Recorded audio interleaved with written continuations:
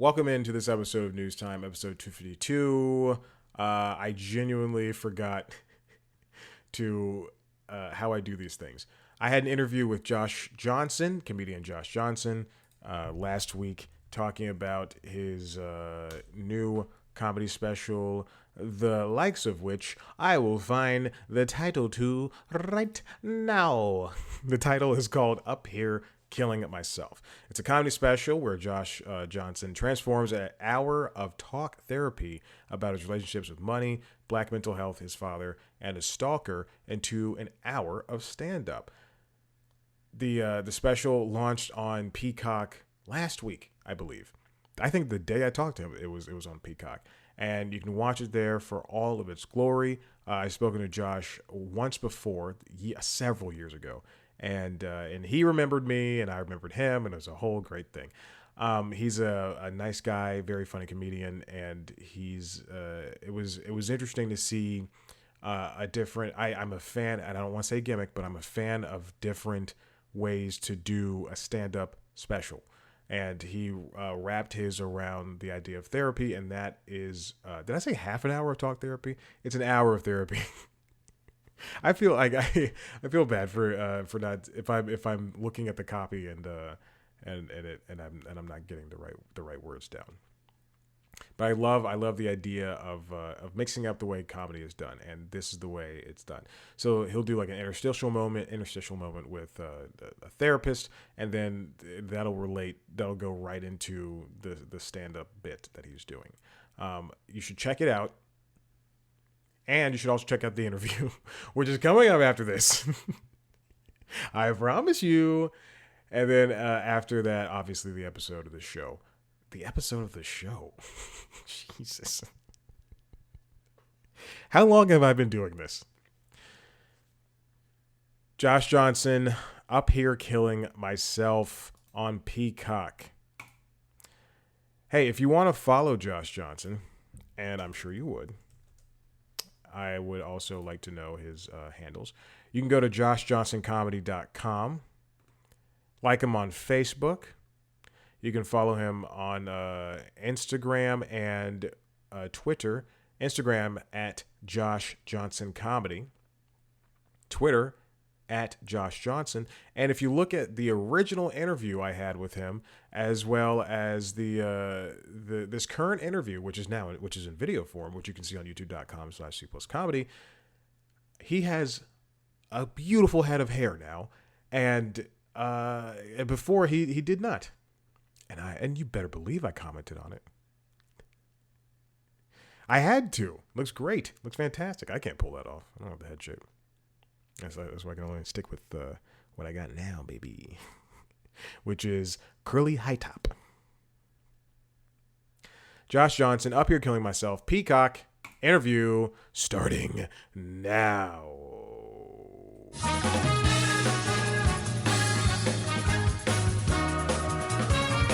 All right. Hey, Josh. I know it's been a long day. How you feeling? Good, man. How about you? I'm doing well. Thank you for asking. You know what? In fact, last time we spoke was in 2017, and it was for "I Like You." Is that what it was called? That album? Yeah. Yeah, it was. We were both completely different people. I wasn't good at this, and you had shorter hair. Yeah. No, dude, I remember. I That's so funny because when they said C plus, I was like, wait.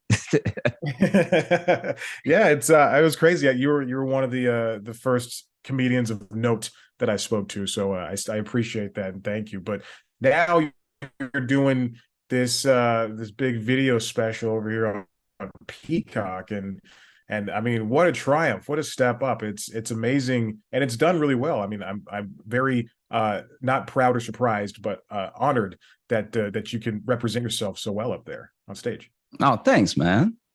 Yeah. So how was it? How was it creating this special from the ground up? Um, yeah, it was. Yeah, it had its hiccups, but it was fun, man. I went to the director Jacob Bonacci early on with the idea, and we talked about the best way to like hold the theme and communicate the idea, and that's why we chose to have the interstitials with therapy in between, because we felt like that both represent the fact that when you see the question first asked, or you hear me talking about the subject, I don't really know how I feel about it, or I'm wavering a bit. And then you see it end up on stage, and that sort of is the finished thought, my finished feeling on it, and the what the joke ended up being. Yeah, it was a very long walk in order to take. I mean, an hour, but still to push the theme across.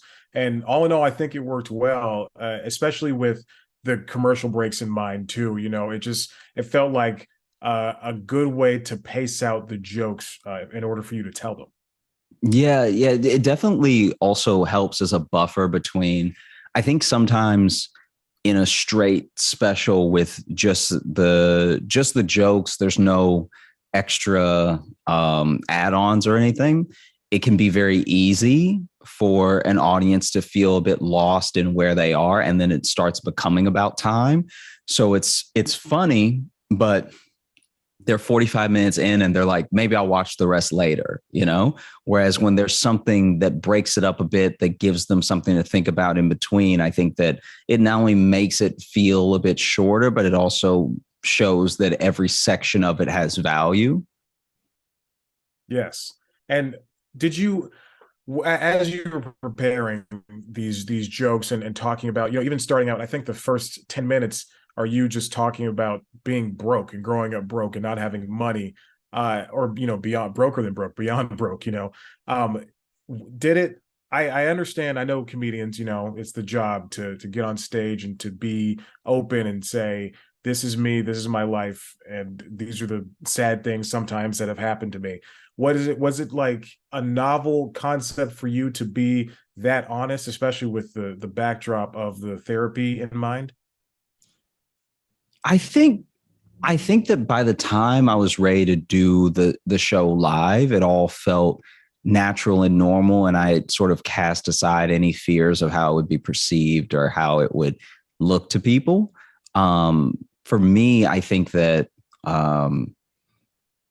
it was so much thought that went into it ahead of time that by the time I was doing it, or by the time it was getting edited or anything, I started to have different concerns of just it being clear, or people receiving it well. But, those things are, like, it being clear is in my control, but how people perceive it definitely isn't. So I did the best that I could, with the hopes that someone watching it that feels the same would see that they're not alone. And then that's my hope, that people walk away with after they've watched it. But let me know if that didn't answer the question. But yeah. No, I think it's great. How long did it take you to prep this hour? Was this something that you thought about all of 2021 leading into 2022? Was it something that you've been thinking about, since you started doing stand up, or was it just a spur of the moment out of the blue, like, I have to get this kind of message out? Yeah, like the concept, the framework of it came together for me long before I even knew when I was going to shoot it or anything like that. And then I did spend a lot of 2021 and 2022 thinking about what would go into it, and what was worth keeping. And then still, even, what I recorded was much longer than what is shown, because we obviously had to cut some things for time and everything. So then that became another part of what took up towards the end of last year, is what needs to be cut, or what can be cut to make the format fit and not feel bloated, not feel too long. Was it freeing to make this with a video audience, set in mind, like, this is going to be on a streaming platform and it's going to help get what I need, in a visual format out there? Was that part of the planning process as well? I think mostly it was just about making it worth all that. I mean, like, making it worth being on a streamer, worth being seen by a bunch of people and everything. Because I think if you take care of that stuff, the rest works itself out. I think if you get too in your head about the the stuff that you can't really control that only happens after it comes out, it does become kind of a prison. So I think the most freeing thing was knowing that the people were enjoying the jokes, that I was enjoying the performance, and that I could trust the team that put together the thing on the behind the scenes side, the video side, the director, and everything. What kind of, you don't have to be specific here, but what kind of stories did you leave on the cutting room floor that, I mean, you might be sharing these at a later date, or you might not share them at all? Yeah, I mean, let me see. I'm trying to think. You'll definitely see them eventually because I loved them. That's why they made that sort of next to final cut, but they didn't make the final, was because, it just would have been too long. But let me see. Yeah, there's definitely, you'll see it one day, but I talk about how when I was little, in my neighborhood, the Santa got robbed, and like I go into a lot of detail. Is too long to tell right now, but you'll see it Right. eventually. Okay, I trust you on that one. That's a very funny premise of a Santa getting robbed. I love that so much. How did your family, when they see this final cut, or when if they've seen it already, how did they react? How do you think they'll feel? Um, I don't know. I mean, I hope they'll be happy and find it funny. Um, but yeah, it's hard to tell. It's hard to say, because everyone has their own experiences of how they'll feel with someone close to them being that open. So, there's some family that I can imagine will not necessarily enjoy me being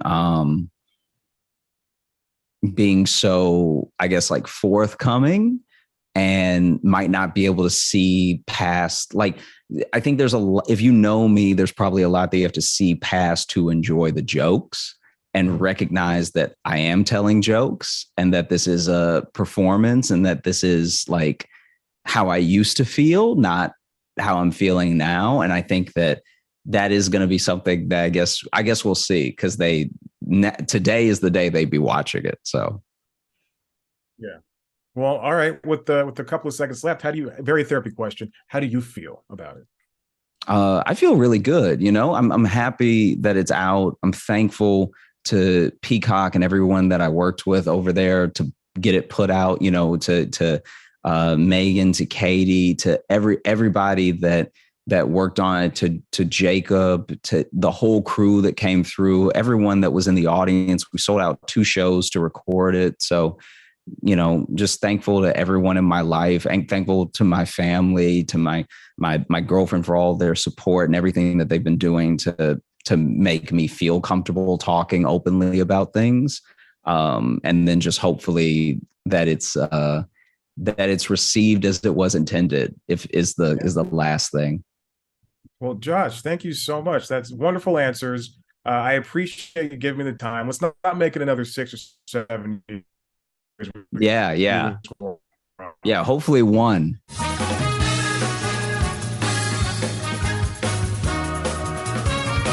And, well, it was very strange. Welcome back to the Constitutionals Podcast.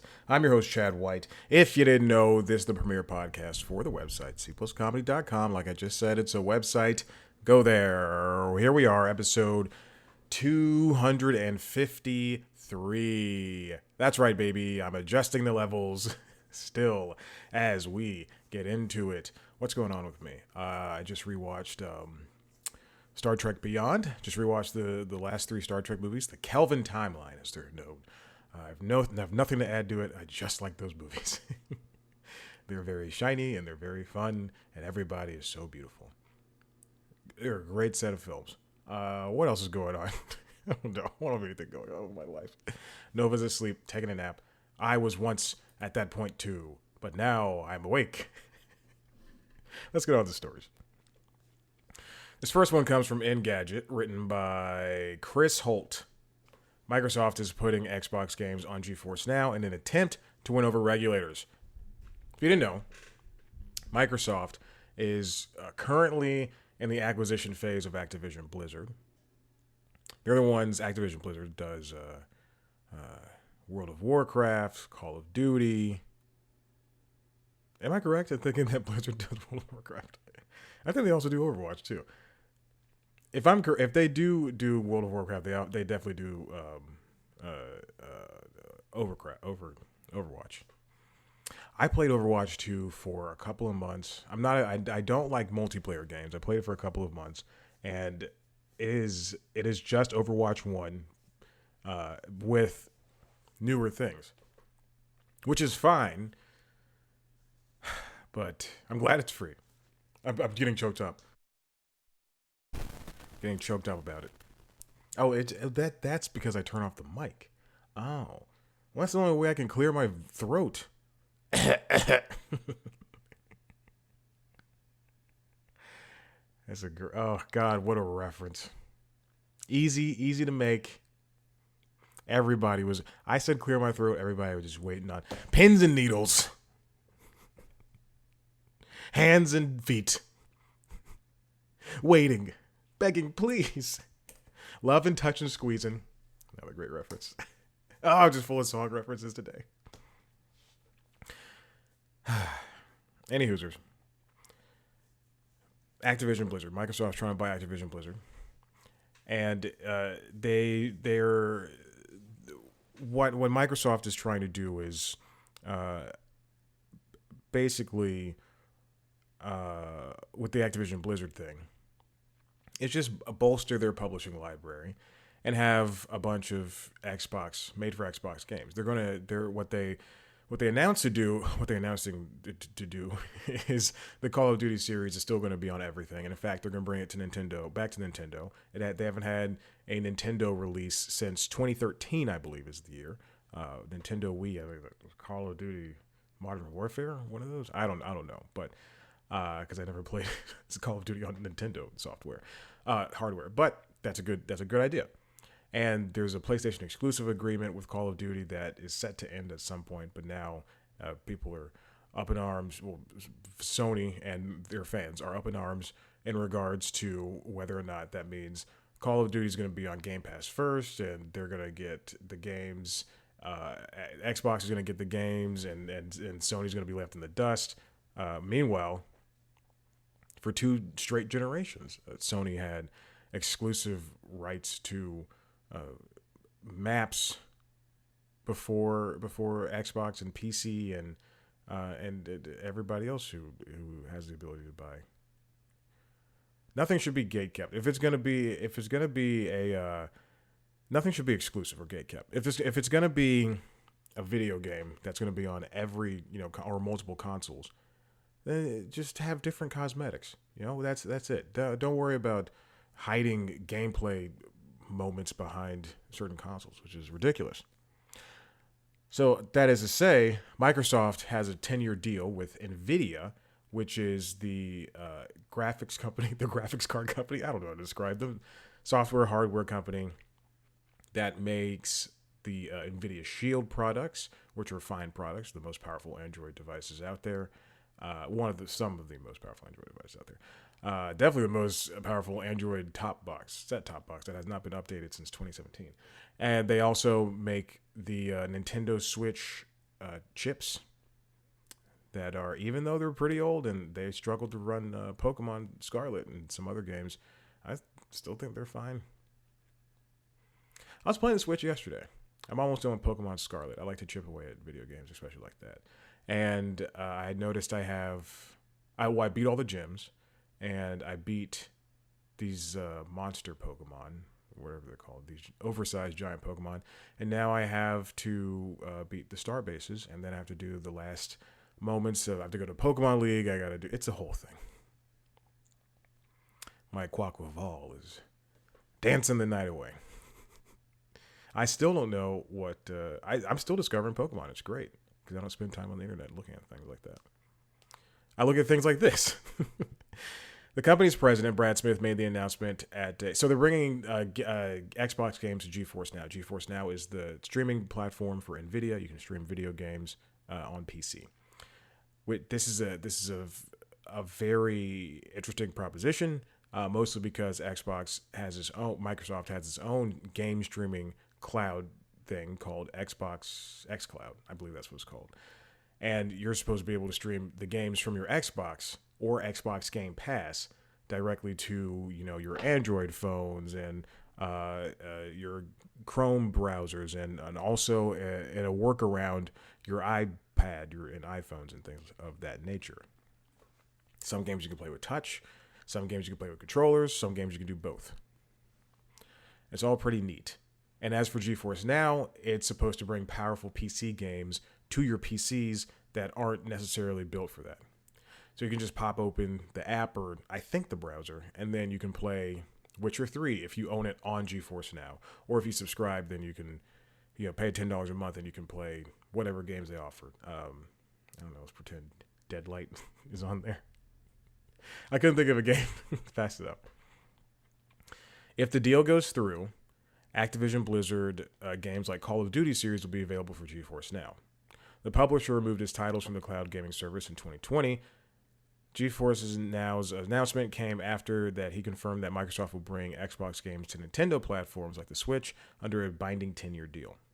This is all to appease the European Union, which is now trying to say that the UK's competition regulator said that the acquisition for Activision Blizzard, which is roughly $68.7 billion, could, quote, result in a substantial lessening of competition in gaming consoles and, quote, harm UK gamers. Microsoft already has 60 to 70% share of the... Am I shaking the desk? Sorry. 60 to 70% share of the cloud gaming market. And if the deal goes through, it would reinforce this strong position. The FTC in the United States has sued to block the merger. I believe the president can push this through. Biden, if you know what's good for you, you'll do what you want.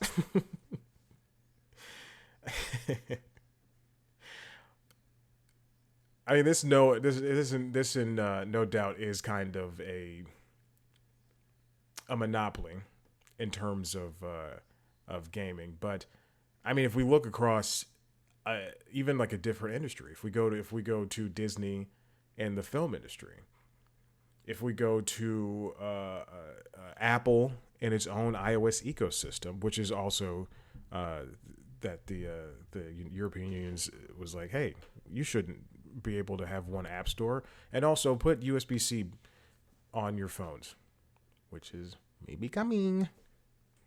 I just ordered a new phone, so it's probably not going to happen for me next year, or this year, rather. Look at Brother Printers. Just touch the printer next to me. It's these monopolies. They matter, and then they also don't in the long run and short run. I think I have a feeling that the merger could go through, but they'll have to break up Activision and maybe even sell off some of its, not properties, but the studios, I guess. I don't know. But Microsoft looks like it's trying to, it looks like trying to appeal to the health of the gamer as opposed to trying to hinder it, as the EU has put it.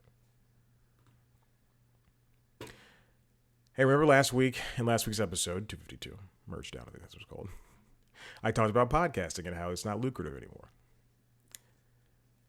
Now, side note, coming from Jacob Castronakes and Ariel Shapiro over at The Verge, YouTube Music is adding podcasts.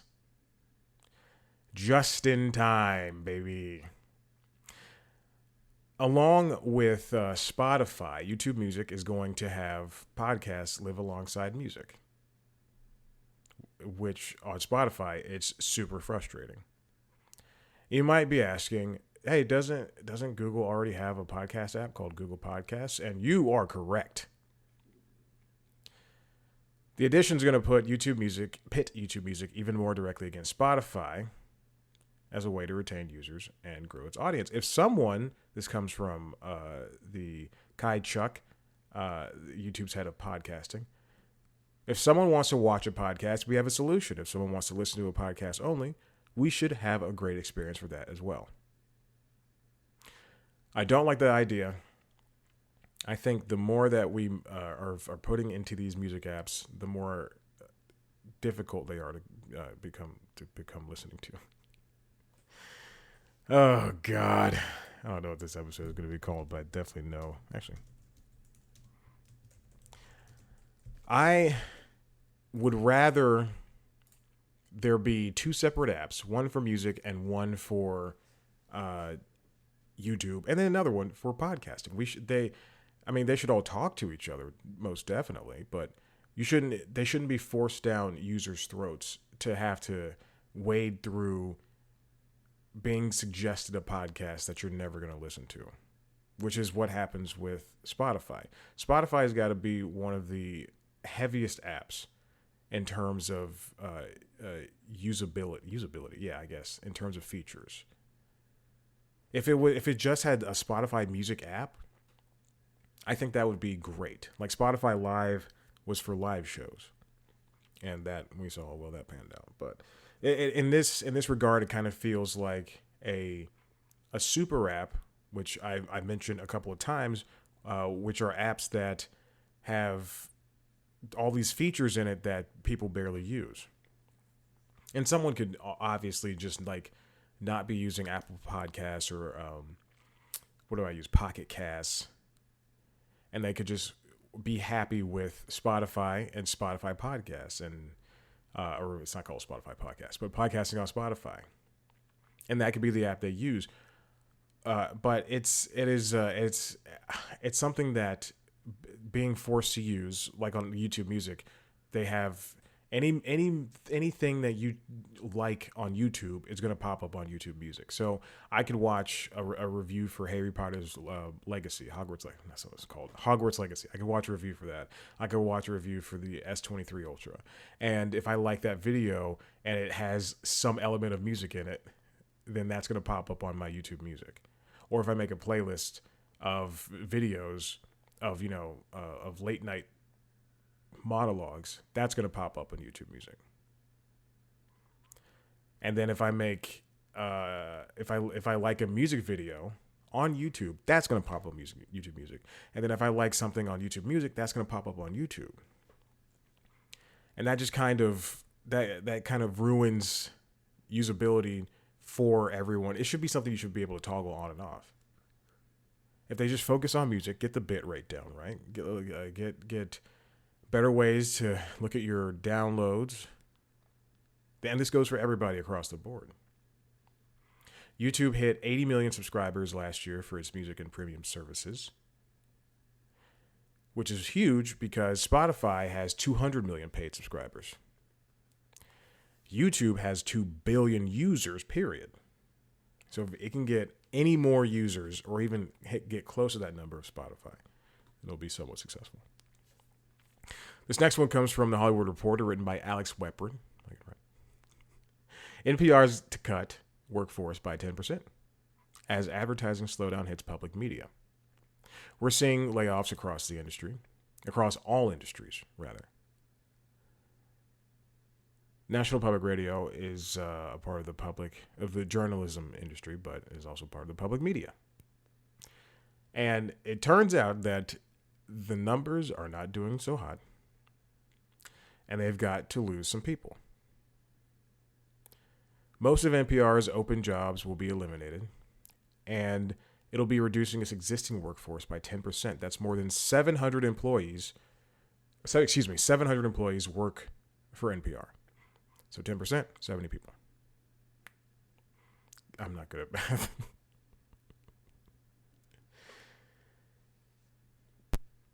It's also been suggested that the necessary job cuts will result in more refined mission for NPR, in a more refined mission for NPR as an organization.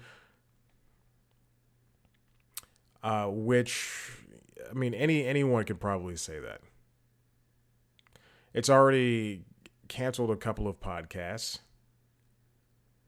The advertising in the industry, period, advertising industry just for television, we'll talk about in a second, and for just news has just been not good as of late.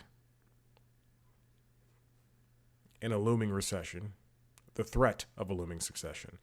Did I say Succession? I'm sorry. I'm thinking of Succession. It was canceled. Oh, not canceled. It's ending. It's ending. It's ending at season 4.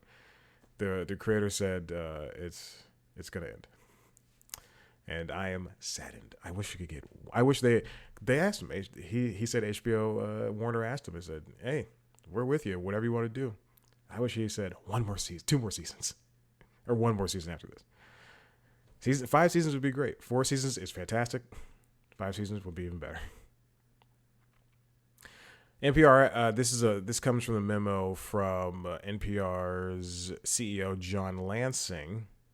I'm just looking at the numbers here. They created a plan to address a $20 million sponsorship revenue fall off for the fiscal year of 23, but they're now projecting at least $30 million shortfall. They've already cut $14 million in expenses, including freezing the majority of vacant jobs, suspending paid internships and fellowships, and restricting non-essential travel. 65% of the budget supporting personnel costs. They're going to need to eliminate many of the vacant positions that have to be frozen, which means people are going to have to work harder. Or when I was let go from Warner, they're talking about, quote, doing less with less. Which, hey, I'm doing less with nothing. So, where does that leave me?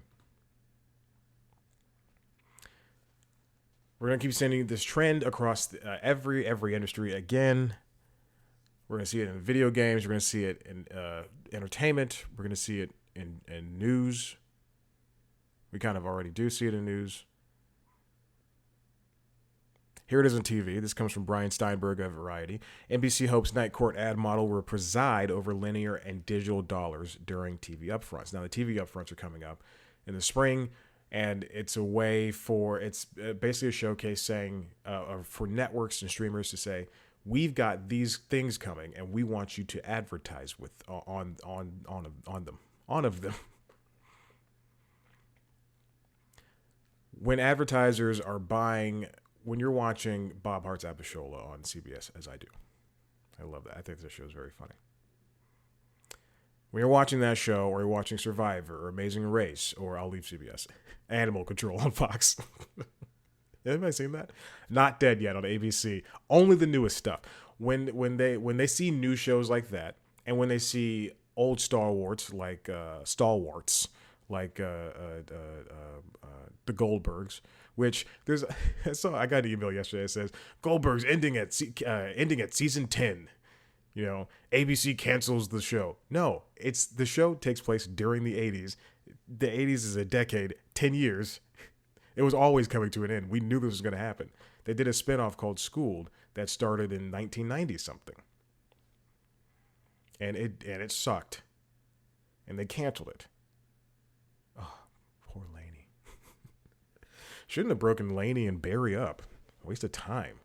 Just kept them together.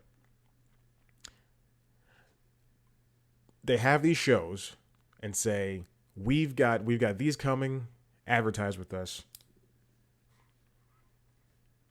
And it looks like Night Court is going to be the model for NBC's shows. When it launched, 5.6 million people watched it. Over the next 7 days, another 5.7 million, which is big for broadcast TV in the era of streaming. You're never going to have a day one that's huge on broadcast ever again. Unless it's a show. I mean, I know that's a big swing to take, but I think that's pretty true. Not unless, you know, Game of Thrones is remade for ABC. I can't imagine something topping anything, like topping what Friends used to have, or what Big Bang Theory used to have. While series ratings have ebbed as it moves deeper into the season, Night Court may be emblematic of the new ways in which TV networks are pitching their programs to advertisers. To be sure, NBC is seeking around $200,000 for a 30-second spot for its linear broadcast of Night Court.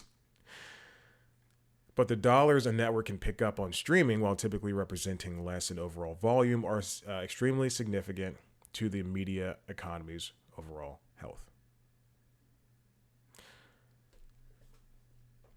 So what they're saying is they're essentially selling two styles of ad spots. One for broadcast, one for linear, which people will see the night of or on their DVRs.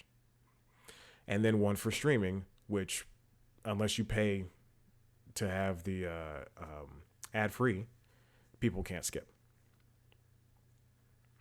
NBC's night court strategy is likely to be adopted by many traditional TV networks as they head towards what looks like a complicated, quote, upfront sales season when media outlet.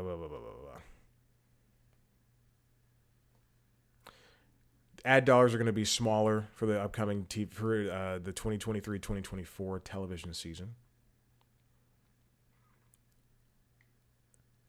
Not necessarily a recession, but it's going to be a lot smaller.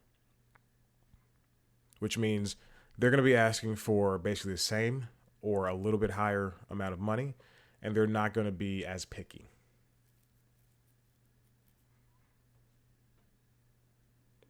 The ability to knit together the broad reach power of traditional broadcast with the consumer targeting technology of ad-supported streaming may provide a critical difference during a difficult time.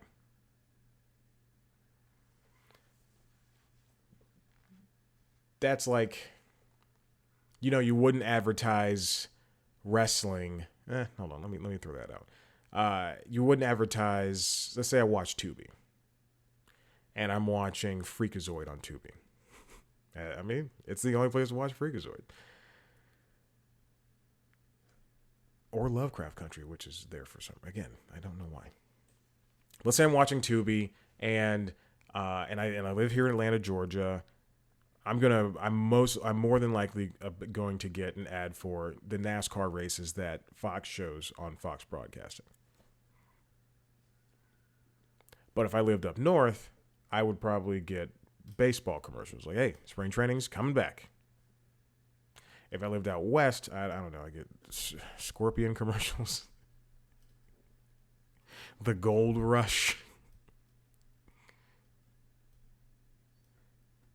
Advertising is difficult, but when it comes to, or advertising or streaming is difficult, but when it comes to the ability to target ads, then yeah, it works. And that's also happening on podcasts, because when I listen to Never Not Funny, the Thursday episode, they have 2 episodes, and the Thursday episode typically has ads, all the time has ads. I always get Atlanta-based ads. Like, the person will say Atlanta. Those will specifically be aimed at the South. When they go to upfront,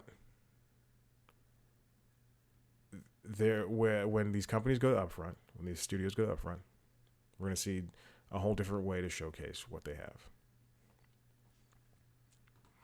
Let's go on to a different story. This comes from Variety, written by Brian Steinberg.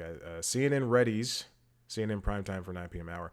CNN is about to have another show. After, who is it, Tapper? What's his name?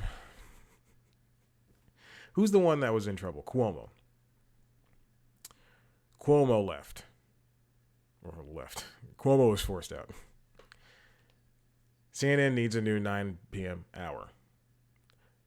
The new show is called CNN Primetime. Both the show and the title of the program descriptions are available to see for next week's television guide, but no one knows what it is yet. It could be a primetime hosted show. It could be something. It could be this. It could be that.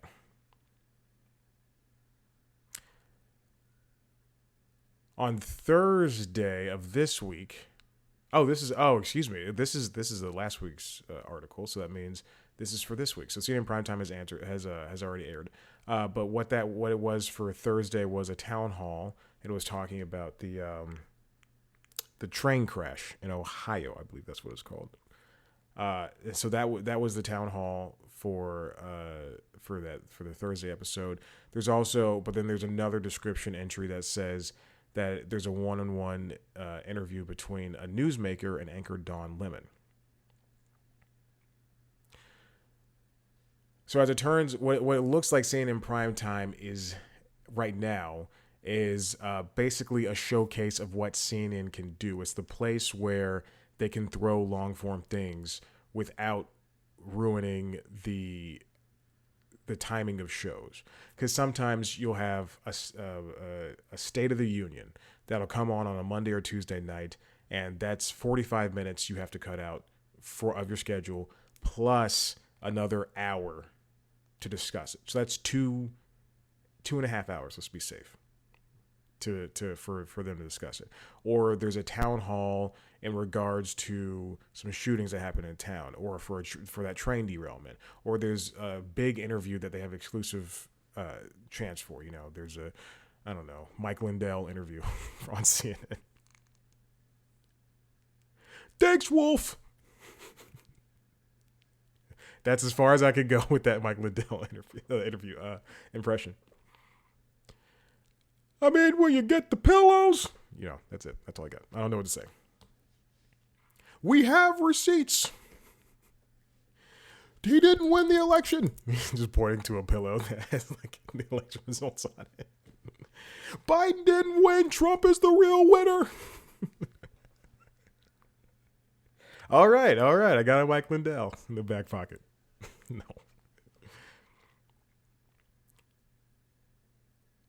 And I predict by fall we'll have something in that hour that's going to be permanent.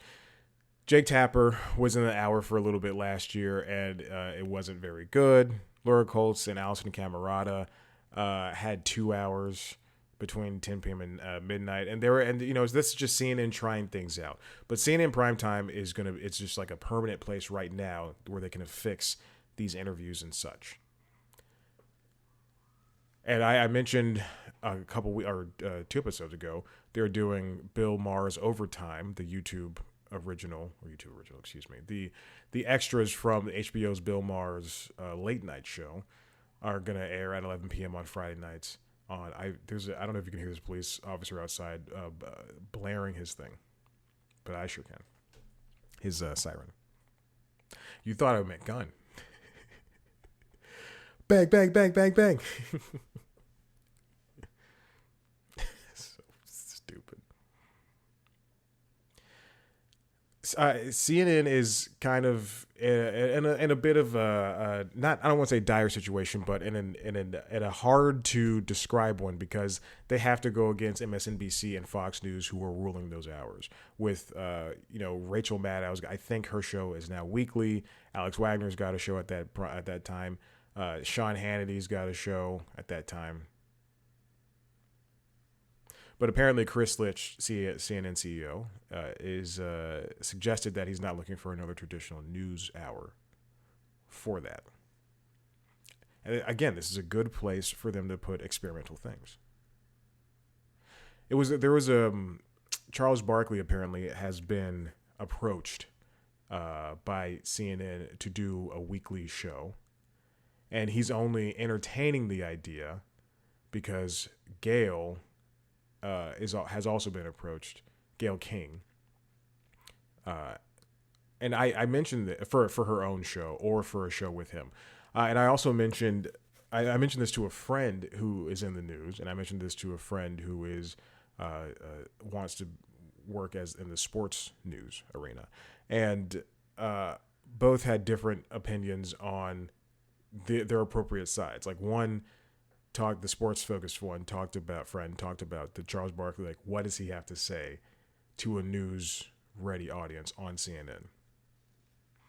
And then what does would Gayle King leave the face of CBS, leave being the face of CBS News alongside Norah O'Donnell to be one of many faces at CNN? Sure, that would afford her to do more in-depth stories and bigger stories compared to what she does at CBS This Morning. But I kind of would rather have CBS, be one of 2 big heads than one of 20. Let's stay on the Warner train. This comes from Variety, fresh off the presses. Written by Gene Mattis. South Park lawsuit. Warner Bros. Discovery sues Paramount Global over licensing dispute. When HBO Max was about to launch, Warner Bros., at the time Warner Media, bought the rights for licensing rights for streaming South Park from Paramount Global for $500 million in 2019, which I thought was a stupid idea in the first place for Paramount to even sell that. Now there's a lawsuit saying that Paramount is ruining the deal because they promised 3 new seasons, 10 episodes on HBO Max after they air on Comedy Central. So every Wednesday after South Park airs, they're supposed to get 3 new episodes, or they're supposed to get that episode for 3 seasons straight. They paid $500 million for that and for the back catalog. What Paramount has delivered thus far is 2 episodes. Hold on, let me get these numbers down. The suit alleges, however, that only 2 episodes were delivered for the first of those seasons and 6 for that second. And now this third season that's airing currently is only going to consist of 6 episodes for a total of 14 episodes across 3 seasons. There are many thoughts for this coming from me. My thought process was, yes, Paramount is screwing you guys over because they're also getting 14 mini movies. And then I believe HBO Max only received, I have a computer right in front of me. I don't know why I picked up my phone. It's easier to go to the app, but the computer is right in front of me. I believe HBO Max only received 1 pandemic special. I still watch South Park as if like it's gonna be as good as it used to be. It received the vaccination special, and then they are correct that, let me go back to season 24. It got the pandemic special. The last time, and this is all stemming from, this is all a product of the pandemic, because season 23 was the last full season. It's the last time they had 10 episodes. And then at once season 24, that was the pandemic. So they did the pandemic special. Then they had 6 episodes in 25. And then this season's going to have 6 episodes. And then all the while, the South Park guys signed a new deal with Paramount where they get 14 movies, 14 mini movies. And so far, they've delivered 2 of those, 2 or 3 of those.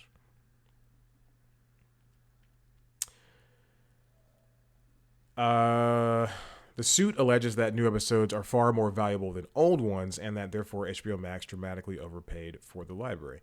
Yeah, you did. You really, really did. You should have just left it up to Disney so they can keep it on Hulu. Or, Paramount should have just kept it for themselves. You know, be the home of Beavis and Butthead and South Park. Meanwhile, in 2021... they signed a $900 million deal with Trey Parker and Matt Stone for exclusive South Park shows that would run on Paramount Plus. In the press release, an MTV executive was quoted as saying the deal would, quote, help fuel Paramount. Now that is, I do believe there is a case to be made here. Originally, when I read this, I was like, well, you got screwed, but I do find that there is, 4 of the mini movies have aired on Paramount Plus. I said 2 to 3 of the 14, so they have 10 more. Again, so the pandemic started. People were at home. Yes, South Park can be made on computers at home, but we just saw a decline in movies and television shows for that period of time. Then when people started going back to work, at that point, that's kind of where it all changed, where South Park, okay, well, we can only make 1 episode for this 1 season. That's understandable. But for the next season, 6 episodes, that's where Warner has a case. I'm no lawyer.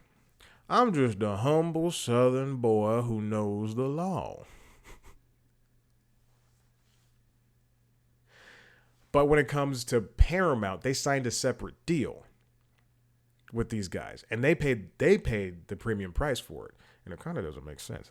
Almost $1 billion, and people can't get jobs. You know, Jesus, they're already billionaires. Because I think Trey and Matt own the rights to South Park, so they more than likely got a huge chunk of change. Just like LeBron, they're all billionaires. I've said it before and I'll say it again. What Warner should have done in order to save my job in particular, they should have just, when they were hurting for cash, when Discovery takes over Warner assets, sell back. You have Friends. Don't worry about South Park. Yes, it's a big property, but if you focus on your brands, if you say, hey, we're the exclusive home of Game of Thrones, we're the exclusive home of what are the big ticket of DC movies, people are going to flock to those.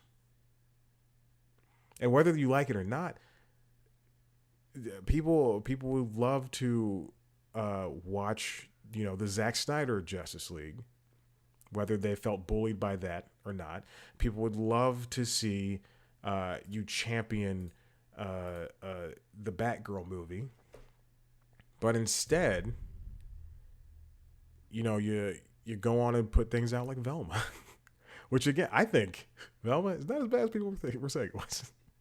I mean, trust me, it was bad, and there are a lot of jokes where I was like, ugh, yikes, but hey. And I mean, I would love to see the numbers that they're receiving on South Park. Because it is tough to go back, because South Park is so huge, and it's the same issue I have with The Simpsons, like rewatching The Simpsons on Disney Plus or going through Family Guy on Hulu, is that there's so many seasons to scan through that it's hard to find what you want, especially because on HBO Max they make it so difficult to get through. If I'm on season 26, I want to go back to season 9. On a computer, fast. On a TV set, hard. TV set, Jesus. I miss when they did 14 episodes, and I miss when it was funny. That was just kind of hateful. So I think they both screwed up in the long run. And his final story comes from the Hollywood Reporter, written by Alex Rittman. After BAFTA's mostly white winners, experts say focus should be on the UK film industry. So the British, I don't know what the BAFTA stands for, the British Academy Awards essentially happened, and 47 of the 49 winners are white. Guillermo del Toro and Florencia Martin are Latinx. Guillermo del Toro is particularly Mexican, but he's white passing, and he only hires white actors. That's very true. When's the last time he hired a person of color? I'll go back and say it. Guillermo del Toro. I forgot how to spell his name. The last time he had a person of color in a movie was The Shape of Water, and that was Octavia Spencer. Octavia, it's all the same thing. No, Pacific Rim. No. Shape of Water. Shape of Water was the last time we had a person of color. I didn't see it in Nightmare Alley because there was no people of color in it, and I did not see Pinocchio because there's no people of color in it. How you have a movie that is fully animated and not one person is colored?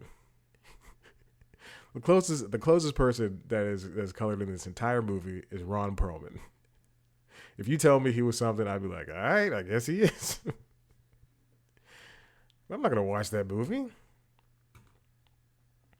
And that's the one he probably won for. The sharp criticism that landed was in stark contrast to the praise BAFTA had received, some of it just days earlier, over its nominees, which were a hugely diverse set of names and titles. Almost 40% of acting slots were taken by non-white individuals, including many snubs from the AMPA's voters. I don't know what that. I guess that's the American. I don't know.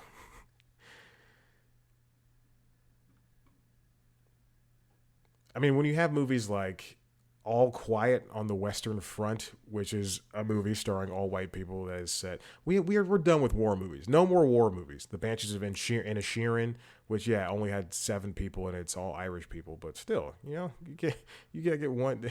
What's near Ireland? India, China, Japan, like any one of these. There's multiple countries with people of color just located nearby.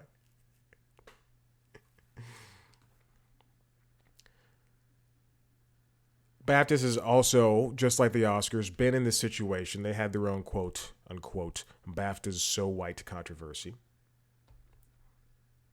where all of the acting nominees in 2020 were all white. I mean, this is just going to continue to happen because the UK film industry continues, and television industry as well, continues to make movies starring the people that make up the majority of that industry. Look at Tar. Yes, it's led by a woman. Yes, I'm sure it's fantastic. There's no people of color in that movie.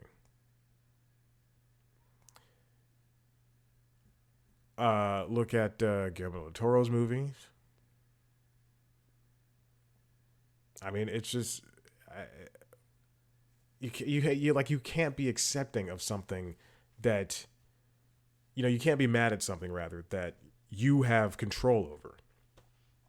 Olivia Colman hasn't, like, besides the movie that she was just in, she never starred in a movie with a person of color. I'm correct on that. What's the movie that's called? Jesus. And people love her, and that's great. I'm glad. Is it Puss in Boots? No, it's Empire of Light. Yeah, she's like, I'm going through, and I'm talking about movies where she's a star. I'm not talking about these animated movies like Ron's Gone Wrong and Puss in Boots and Mitchell's versus the Machines. The Father. Yes, it's about a family. The Favorite.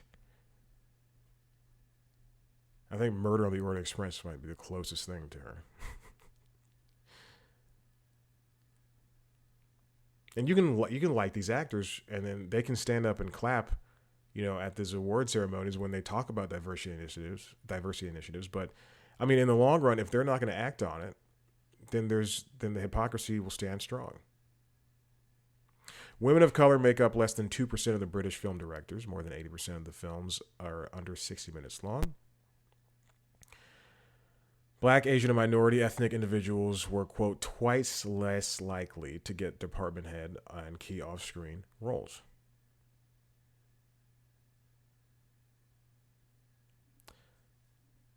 The industry is shady and crooked.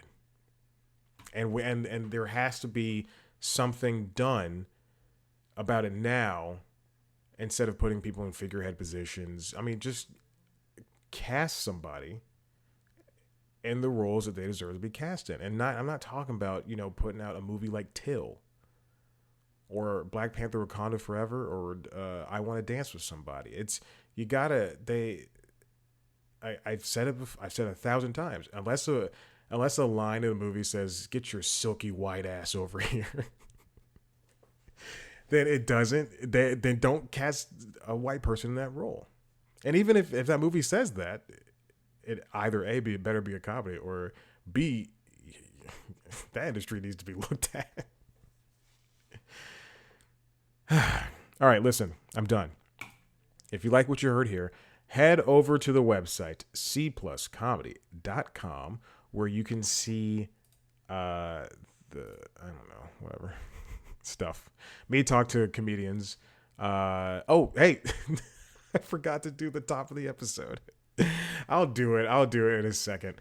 It shows you where I'm at in my head. You can watch a video version of this show on youtube.com/cpluscomedy, where you can also watch other video podcasts as well. Both are on a break for this week. LinkedIn Logs, where I try to become a LinkedIn influencer, and Late Night Lately, where I talk about the best things that happen in late night for the week. The reason I'm off for LinkedIn Logs is because I just couldn't find a topic that I had enough information on, and I truly just didn't want to BS it like I do this show. And then for Late Night Lately, I'm going to set a rule for myself. If there's like 7 late night shows, 2 on NBC, 2 on CBS, ABC, HBO. There's 2 on HBO. I just don't care. They're about one of them. HBO, and then a smattering, a couple of others, whatever. If the majority of them are off, I'm not going to do an episode. I'm not going to try to gloss over things. I'm not going to do that. So we'll probably be back next week, and if not, week after that. Video version of those shows, youtube.com/comedy, alongside the premiere show, News Time, which is back. All episodes have been uploaded, with the exception of this week's episode, which, again, took a break. I'll be back next week with 2. The last one was about the Super Bowl. Listen to those podcasts wherever you go. Podcasts, TikTok, Instagram, Twitter, Facebook, @C+Comedy, me on all those, @ChadBlackWhite. That's the end of the episode. We're going to throw to the end. Goodbye forever.